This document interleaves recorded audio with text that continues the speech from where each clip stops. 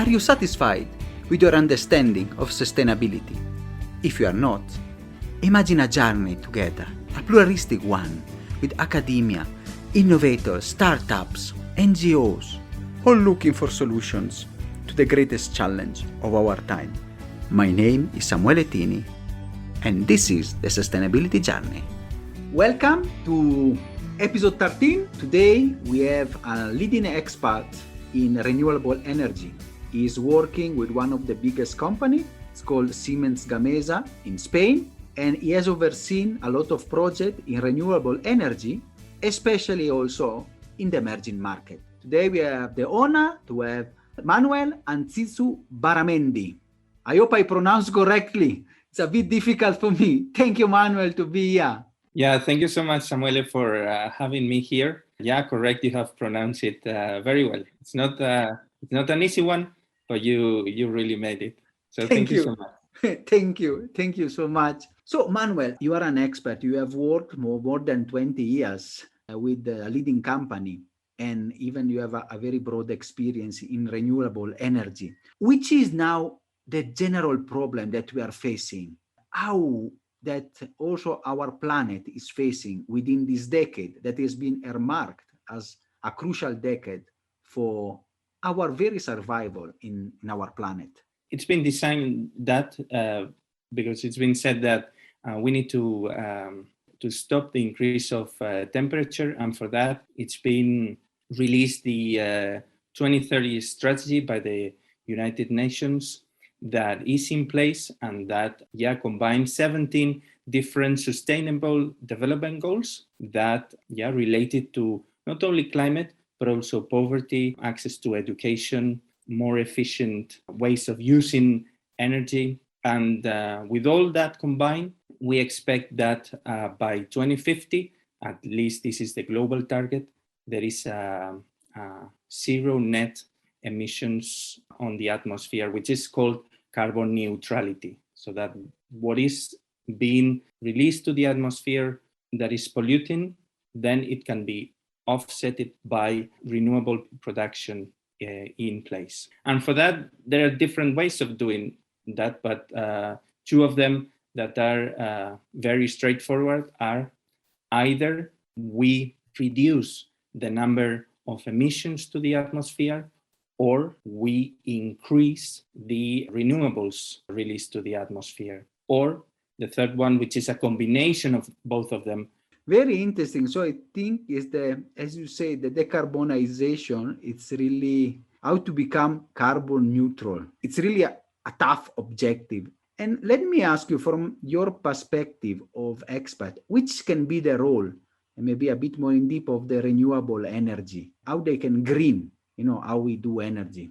Renewable energy here plays a key role in this equation. As I said before, either we reduce the emissions or we increase the amount of renewable energy produced and consumed in the companies and homes, or a combination of both. So what is clear is that renewables need to keep increasing. And actually, some statistics show that we are on that path. For example, related to wind energy, despite 2020 was a year related to this pandemic, this 2020 was the best year ever for global wind industry, actually with an increase of more than 50% according to the Global Wind Energy Council. So let's say that all the sector has been able to address the issues of the pandemic, but at the same time work safe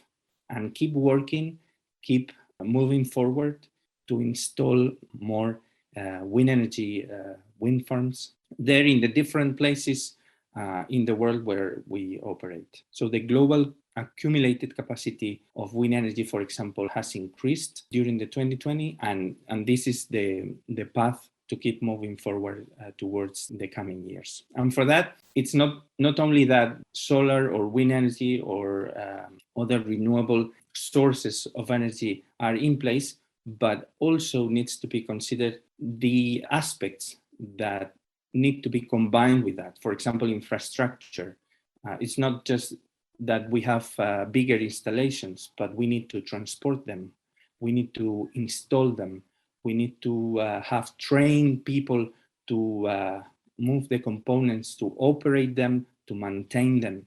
So there is a whole infrastructure around them that needs to be in place. Actually, you touch a very important point, because it's not only we need to install more wind or solar, as you said, but really, you can say, constraint to this effective deployment of this technology. Maybe from your experience, which are those constraints that are still not enabling an effective deployment of renewable energy at large scale? What is good to be working in this sector is that we are working in a sector that, let's say, is working in something that is good for the planet. And it's not only an idea, but only how this idea can become into projects and how those projects can make those ideas real. For example, two of the things that could be mentioned, for example, is the permitting process, for example. There are many developers around the world, but if we want to be on time for 2030 or 2050 carbon neutral targets, there must also be permits in the administration so that these wind farms or wind energy plants, renewables, and developments and innovations can take place. This is on one side. And for example, another thing that is important is the capacity to store this renewable energy with batteries, for example. And this is something that is being analyzed and investigated, how to have better and more powerful batteries so that this energy produced when the consumption is low can be stored, and then it can compensate when there is a peak in the consumption. You have touched a very crucial point about batteries. We can ask you, which are the future possible developments for this crucial problem? There is more consumption during daylight, for example, than at night. And there are moments that that renewable energy cannot cover all the energy consumption. So this is why batteries are so relevant here. That is interesting because, without the batteries, of course, a lot of energy, as you said, will be wasted. So that is really something that we really need to focus. Is there hope? When do you think that renewable will manage to have also a battery capacity that will be strong enough to collect all the energy produced? There is wishful thinking. Yes, so, I know. But what is clear is that there are lots of innovations going on. For example, in the European Union, with the resilience and recovery facilities that is in place with 670 billion euros in place, there are several projects related to this efficient management of energy, batteries, other sources of energy, so that with all combined, hopefully it can be produced a leap in this innovation process that can lead us to another stage and be ready for this 2050 carbon neutral global target. You mentioned an important thing, we need more investment to unlock the type of innovation that you have told us. Given this overall framework, the problem of decarbonization, the importance of renewable, one thing that is also your topic and your work in the preparation of this big project is going down to the project management. How do you realize this type of project, especially maybe in context of the emerging economies? What is good about projects is that they facilitate the idea to come true. So it's not this idea that is up there and everyone talks about that, but to make that happen, we need solid projects in place to facilitate the development. And what is very relevant in this kind of projects, and mainly in developing countries, is that there are many stakeholders involved. We have the governments, the authorities, there are technical assessors, there are financial assessors, financial institutions, maybe multilateral banks that are financing the operations, for example, the African Development Bank or the European Investment Bank, the European Reconstruction Development Bank, lots of different stakeholders financing the projects in investment funds. Also, there is a customer, there is a contractor, subcontractors, lots of stakeholders involved. And in developing countries especially, this is very important to be managed properly, so that from the idea until the final handover of the project to the customer, everything is well in place, well aligned, and there are no misunderstandings with the stakeholders involved. We are talking about complex projects, but also with different stakeholders, people at the offices and people working on site. Also different cultures involved, which all of them together, fantastic from my point of view, but also has some challenges that needs to be well addressed during the execution and the preparation process. That is a very crucial point. Stakeholder management, especially in such context, it's really crucial. And if not addressed properly, I think it can derail such projects. Which are the advantages of such big projects? Because we see, for example, even here in Kenya, they are setting up a solar plant or a wind farm. Also, your company was involved in one wind plant in Nairobi. Which are the advantages and maybe also disadvantages for the countries to have this type of projects? Yes, I could mention two advantages. There will be more, but at least to highlight two of them. The first of them is that they provide value during project preparation and execution. Why do they provide value? Because there must be some infrastructures there, some qualified technicians there. They provide renewables and increase the renewable capacity. So, and this is in a country perspective, this is very good because that provides more independence in the energy sourcing. So the countries can manage their energy, which is a strategic resource, by, let's say, and not being so dependent from the other countries. This is a good advantage. They provide value during project execution. The second main advantage is that they keep providing value long after the project has concluded, because this is not a one-off investment. This involves a facility that remains in the country. The solar panels, the wind energy plants, the wind energy facilities, they are going to remain there. And for them to operate properly and for them to produce good energy availability, they need to be maintained. And for that is regularly done by local people.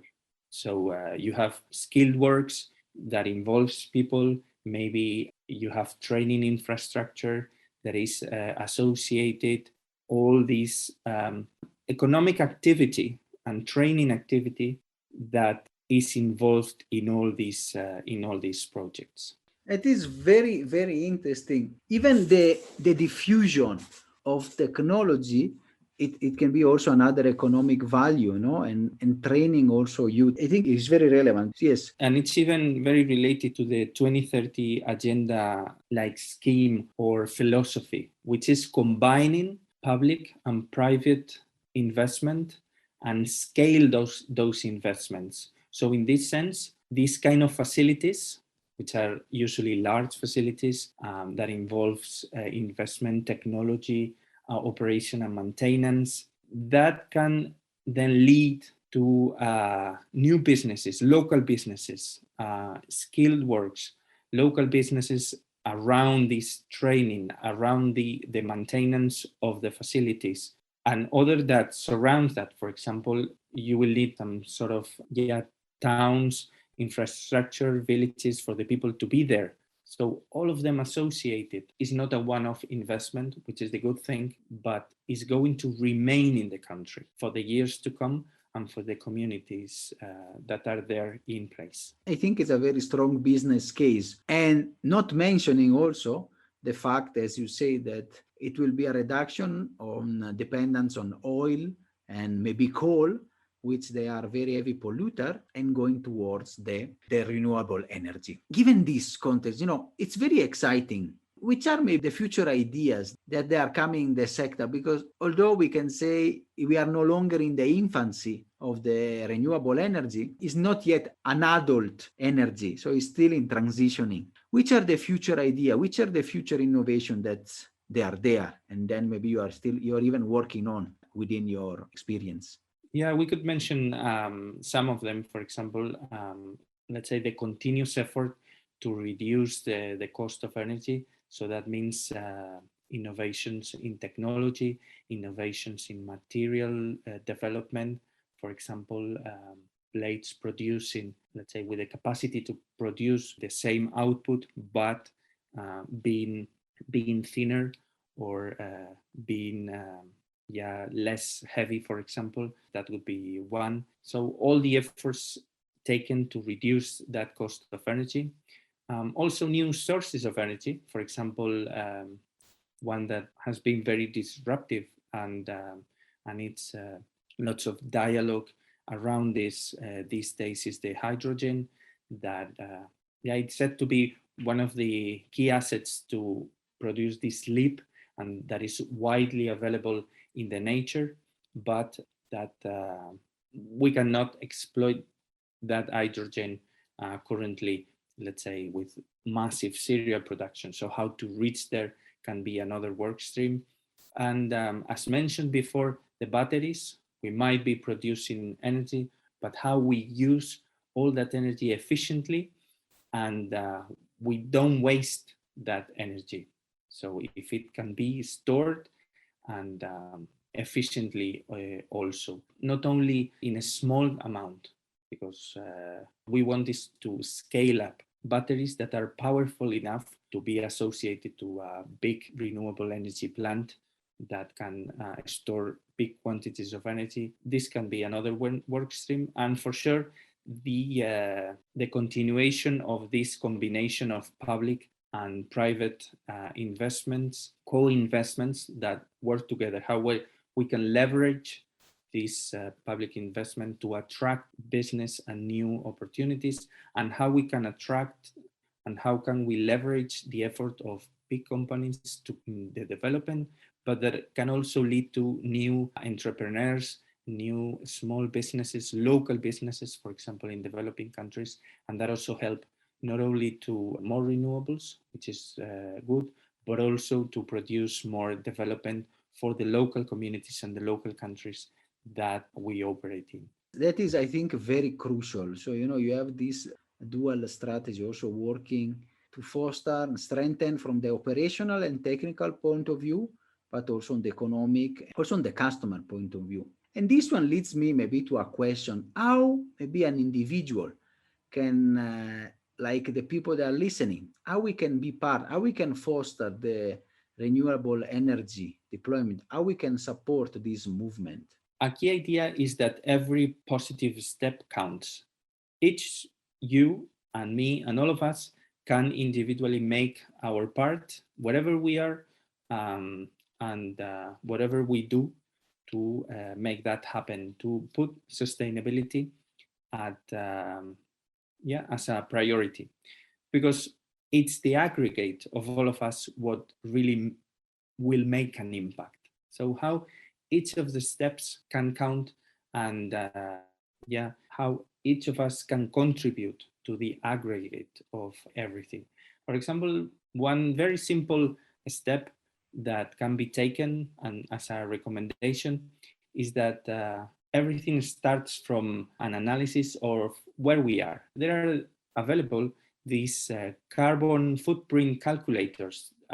They are widely available on the internet, and you can answer like several very easy questions about your day-to-day habits, and then you can see what's your level of commitment in sustainability, or in what areas you are better, or in what areas you need to improve. And it's quite funny. If you you can look at that in the internet. They are called carbon footprint calculators, and then have an idea where you stand, and from there you can build up your strategy and to make an impact, knowing that every positive step counts.